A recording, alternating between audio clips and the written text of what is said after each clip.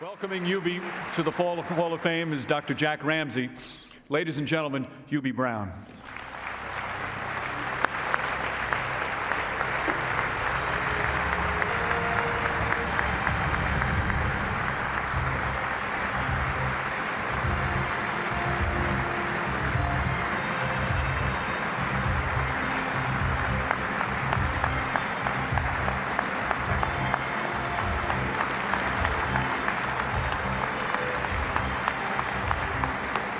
Thank you.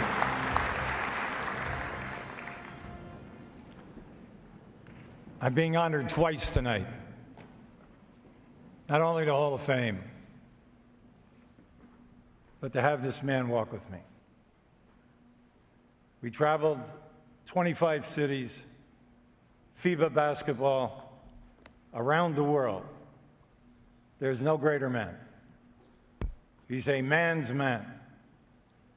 And for coaches, he was a dinosaur at St. Joseph, Philly, and one of the greatest coaches in the history of the game in the NBA. Today is special.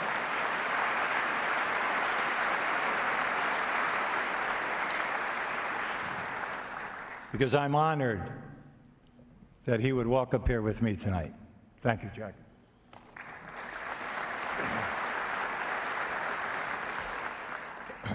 Where to start? First of all, we need the name of that producer who keeps putting me up there with the fuzz on my face.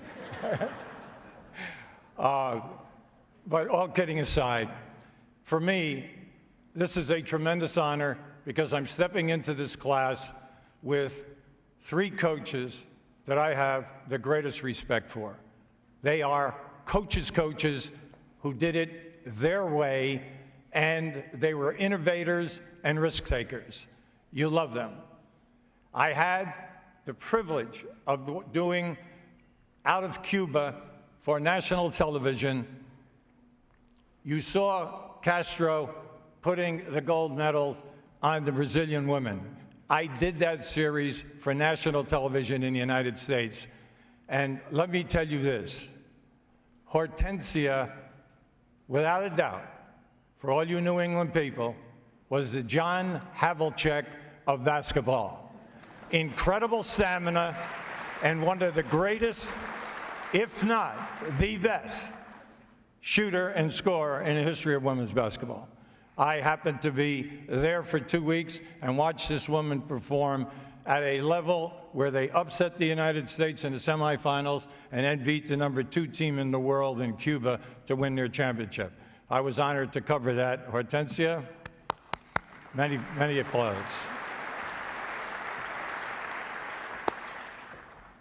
I'd like to thank the 24 mystery people who vote for this incredible award. I really don't want to know your names, but thanks for the vote. When it comes down and it's announced, you are so taken back, but see, you want to be cool. You know, you want to act cool. But it is so overwhelming that for the last 5 months, every day, I would reflect back over 50 years. Because during the 50-year period, I was a coach for 32 years, I was a national television analyst for 18, and I was doing clinics around the United States and the world for 40 years. So where do you begin to think? You cannot possibly cover the people because there are so many athletic directors, owners, and general managers who had faith that we could come in and turn around a bad product. Then there were coaches who worked on my staff and players who delivered under pressure and gave me a name and put me out front. But without them, I could never have accomplished the praise, the mystique, the PR, whatever have you.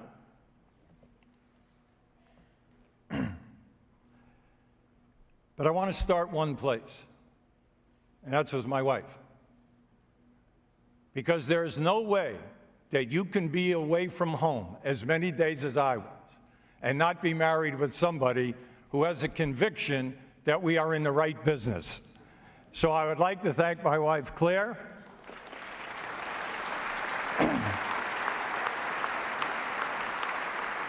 Because you see, only coaches realize the sacrifices that the wives take. It's great when you're winning, the ride is smooth. But when you're losing and the pain is going on, they have to take care of the children. They have to protect them in the schools. They have to be able to listen like a priest, turn the collar around. All right? They're the ones that have to move, for me, 10 times. And accept the sacrifices that go with the ride on the train. And I can't thank my wife and my family for being behind me 100%. Now, I would like to just go quickly because, see, when this happens to you, I went all the way back to September of 1955. I was at my first day at a little Catholic school, St. Mary's of Little Falls, New York. We had about 120 kids in high school. And you're saying, why is he bringing this up? Because tonight, this is what this award does for you. Sitting out in the audience tonight is Father Joe Halloran. He was there in 55. And with him are 3 guys who played for me, and they're here tonight. And this is what knocks you out when you get an award like this. It's such a meaningful thing. But Father Joe is having a hard time with his diabetes, etc. The list is so long. Father, I don't have enough time. Okay, but this is what this is all about, what this award does. It brings people like this out. I can't thank Bill Martin enough, because when I came out of the Army and I wanted to be a coach, Bill Martin at Cranford High School in New Jersey said, you know what, I want you to join our staff. I want you to be in football, basketball, and baseball. He's the one that secured my first high school job for me as a head coach, and he's here this evening, and I can't thank him enough because he got the ball rolling, and he was the first one that had a lot of confidence in me. Now, you say, well, what kind of sacrifices do wives make? Well, I'm a high school coach. I think I'm doing well, and for all you people who you're not married to a coach, this is what we mean by a sacrifice. I'm a high school coach at Fairlawn. I'm an assistant football coach, head basketball, head baseball. We're making $18,750. I'm 34. We have 3 children. Brendan is not in the picture yet. Okay, so William & Mary offers me a job. I'm sitting on the Wren building steps at 3 o'clock in the morning. They offered me the job, and I'm saying, I cannot take this job. How do I go home and tell Claire and the 3 kids we're going to make $7,000? See, that's called sacrifice. And for all the successful guys that have changed jobs, we know you got to go backwards or go forwards many times. But what we all do, oh, what a hard time that must have been. No, I was out recruiting, expense account running, while Claire and the kids were home eating hot dogs, peanut butter, and jelly every night, okay? Trying to make this all fit. So that's what I mean by that. I would just like to say this. I have an association with the 5-star basketball camp. I was fortunate to be one of the first 6 coaches there. I was involved with the camp for the first 37 years. My son now has replaced me as one of the major speakers. And you say, why is he bringing up 5-star? Well, I coached 4 pro teams. I had 13 assistant coaches. 11 of the 13 guys came from the 5-star family. 11. Because the theme of the 5-star camp is, you might think it's corny, but we in basketball don't. Because the greatest have gone through this camp as players and as high school coaches who moved on to college. The teaching never stops. So I had 11 assistants out of that camp. 8 of them became head coaches in the NBA, and not one of them ever played in the league. I am proud of 5-star and my association, and more important, I am proud of the players and the coaches who have come out, who have changed the face of basketball, and it's all due to Howie Garfinkel and Will Klein. Thank you. Now, I'm violating my 3 to 5 minutes because Boeheim set the standard, okay? So, my life changed by my college roommate on the road during basketball trips. He changed my life. His name is Larry Costello. Larry Costello was coaching the Milwaukee Bucks. He had the world championship team. He had a great team, and he was looking for an assistant coach.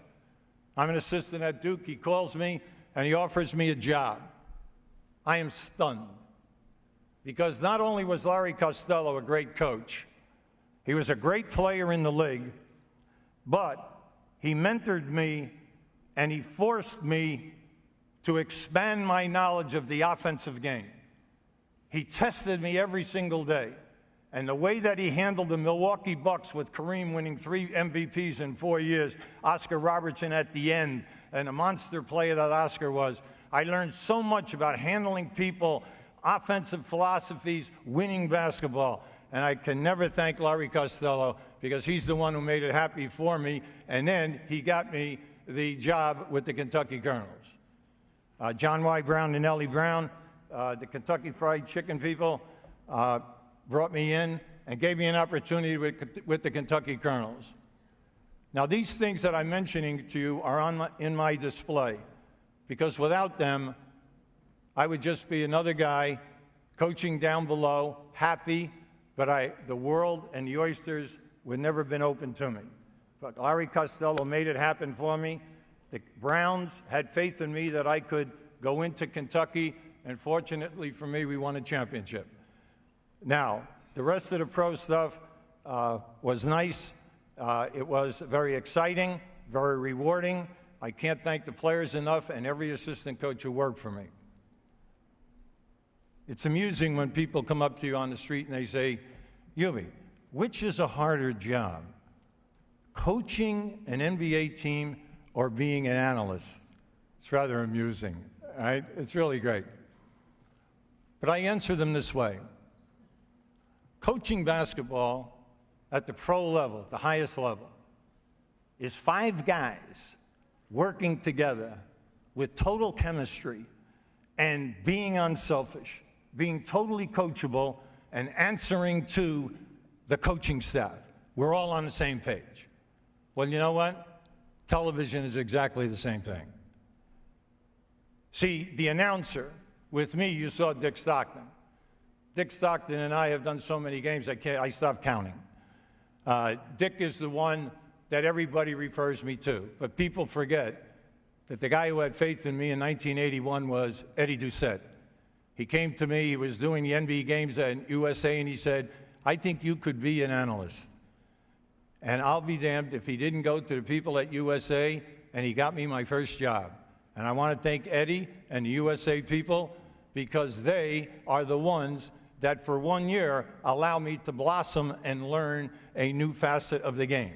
Now, I work at ABC, and I work with one of the greatest announcers of all time, and Al Michaels. So you say, well, you two have got to have a harmony, a rhythm, a tempo. That's right. But see, we're only as good as the 2 guys in the truck. We're only as good as that producer, and we're only as good as that director. And when you're seeing great television in sports, the pictures, those cameramen, those replay technicians that are being run by the director and by that producer, we are only as good as they are, because the pictures will be a half a heartbeat off and behind what Al Michaels and I are pontificating on national TV. That's great television. So basically, it's teamwork. And I've been fortunate to work for the greatest and work with the best. I would like to thank the NBA for the worldwide clinics. I would like to thank the company that I work for now, and I do clinics all over, and that is Nike. And I also would like to quote Medalist and USA Clinics, because they're the ones that opened up North America to me in regards to the clinic field. Now, you can see I'm a happy clam. I'm having a good time here tonight. People said you can only speak 3 to 5 minutes. I can't say hello in 5, okay? I just can't do it, all right? So I would just like to end with a major regret. See, my mom and dad passed away a long time ago. My mom and dad set a great standard for me. The two most influential men in my life are not here.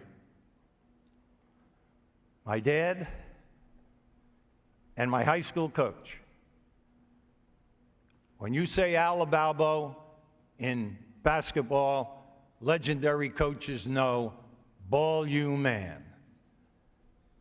I was honored to play in my senior year on his state championship football, undefeated state championship basketball, and a state championship baseball team. The man was a genius.